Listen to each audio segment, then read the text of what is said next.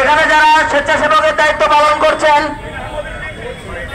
তাদেরকে অনুরোধ করছি, এখানকার নেতৃবৃন্দ এবং আমরা বিএনপি পরিবারের সদস্যবৃন্দ ছাড়া, অতিথিবৃন্দ ছাড়া কেউ আপনারা এই মঞ্চে থাকবেন না। প্লিজ আপনারা কেউ মঞ্চে থাকবেন না। আমরা বিএনপি পরিবারের সদস্যরা ছাড়া কেউ মঞ্চে থাকবেন না। উপস্থিতি আমাদের সদস্য সচিব, তাকে এখানে উপস্থিত হওয়ার জন্য অনুরোধ জানাচ্ছি। সদস্য সচিব আসন গ্রহণ করার জন্য অনুরোধ জানাচ্ছি।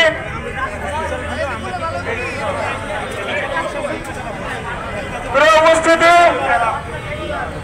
আমরা বিএনপি পরিবার কর্তৃক আয়োজিত জুলাই এবং আগস্টের আন্দোলনে যে সমস্ত পরিবার শহীদ হয়েছেন এবং আহত হয়েছেন, যারা বঙ্গবন্ধু